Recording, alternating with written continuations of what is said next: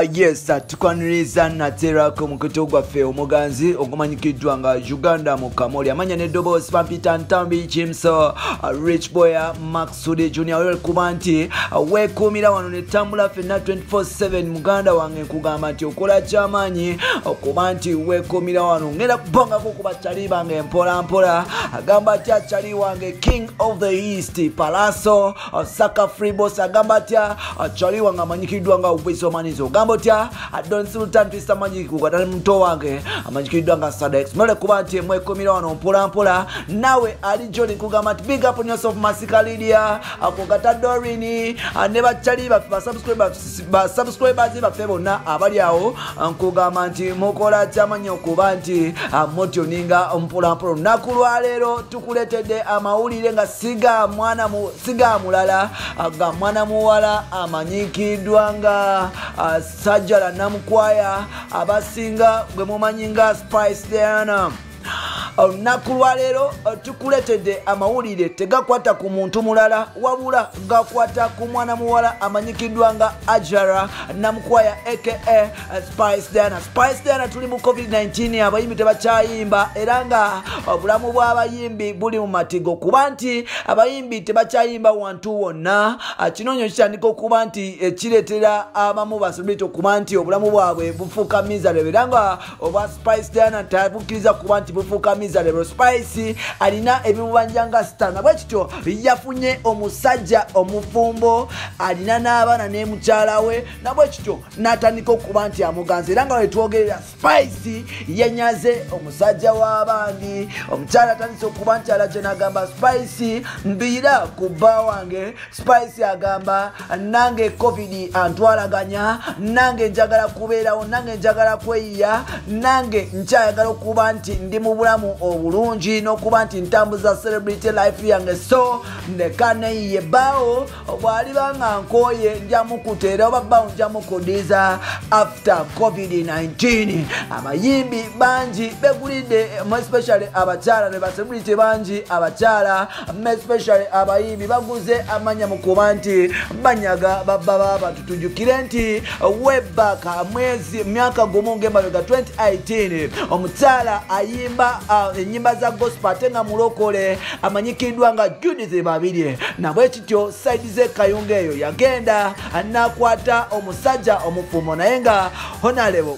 mu parliament y'eggwanga Uganda okuva side ze Kayunga namukwata natandika okuba nti amudating. Omusajja ono yali mufumbo era nga Judith Babirye yassa ebitiibwa byonna byalina n'okuba nti mukyala mulokole agumidde emirimu yasala okuba nti anyaga kuzasala okuba nti anyaga musajja wa munne era nga amawulire gatambula era nga recently tulabye Cindy ne Fina Masanyalaze nga balwana olw'omusajja omu amanyikiddwa nga Kenneth Muyisa era nga Cindy yakabya Fina Masanyalaze amaziga oba Fina Mugerwa amaziga era Fina yakolima nnyo. Now mustala mukulu amanyikiddwa nga Ajara Namukwaya ekkubo yakutere erimu wetwogerera yakute omusajja w'abandi namubba era nga wetwogerera Spice Diana obulamu batandise okuba nti bukyuka mpola mpola yatandise okuba nti alivinga zirizi 5-star general sawa zino Spice Diana y'omu ku celebrity abakyasinze okuba nga batabu n'obwakabi. Spice Diana musajja ono bwe yabadde nti yakafuna yamwereddewo emmotoka mpya era emmotoka eno eri mu kika oba I don't know like eri mu white kala eringa Prado oba Pajero emmotoka eyo mpola mpola abala bagigamba V8 ne Scandal so Spice Diana atandise okuba nti enjoyinga ebibala eby'omusajja ono. Spice kitegeeza okuba mbu omusajja ono era yamugulidde ebintu mu nnyumba. Kino nno kiraga nti Spice ali serious okuba nti abbira ddala omusajja wono era nga amawulire twakafuna kigambibwa okuba nti omusajja ono taddangayo uwe okuva bwe yatandika okuba nti agende wa Spice n'okuba nti asula ewa Spice era nga Spice ali mu system mpola mpola. Omusajja w'abandi alyoko yeekunganyiza atandise okuba nti amuyimbira mbweno gy'ozalawa abalala bagikoona atandise okumuyimbira obuyimba omusheshe. Ennaku zino Spice yafuna omusheshe. Omusajja ono ategeeza okuba nti era musheshe bw'ava sayidi z'embalala eyo era nga alina ssente empitirivu. Kyova olaba Spice mu ngeri gyekiri nti COVID-19 atakkiriza abayimbi kuba nti abalinnya ku stage era nga nesereza online ntono nnyo nabwe kityo Spice Diana yasazeewo kuba nti abba musajja w'abaana naye ng'ate Spice olina ssente za YouTube Spice lwaki wakikoze Spice Diana lwaki wakikoze naye ng'ate bintu byakweya Spice bambi yanyaze omusajja w'abandi ayagala kuba nti yeeyiya mu covid naye asigaze nga atambula akuuma status ye nga celebrity n'okuba nti atambuza obulamu ate nga kitereezwa like okubba omusajja omukulu emyaka asuusa emyaka 18 omusajja baba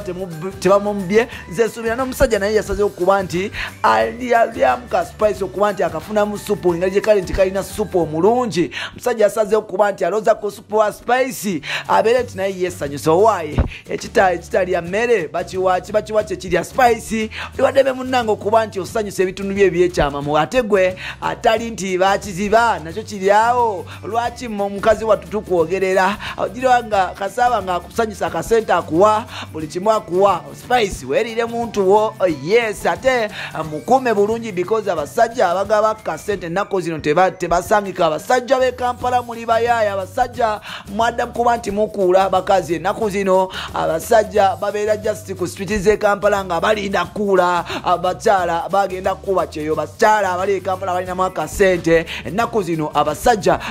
bafuuka bakuuzi tebakyayagala kukola so Spice bw'obanga ofunye omusajja akuwako akasente kugamba mu maintaining mu keeping osigale nti otambuza obulamu bwo mpolampola because nawe oyagala kubawo ate nga tewali musango gwolaga basobola kuba nti bakuvunana because si gwe yakwana omusajja gwe wakeera ku makya n'onaaba n'otukula n'ofuuka muzungu n'ofuuka owakabi abasajja ne baba nti basandika okuba nti bakwegomba weerire muntu wofuna ssente zo bino n'ebirala byoba olinda mu episodes zaffe ziddako sikadde ntambi kimso Rich Boy Maxudi Junior subscribe tubeere nga tutambula ffenna ate nga oliwaddemu okuba nti ofollowinga wali ku Twitter nkozesa kimso 16 bye for now.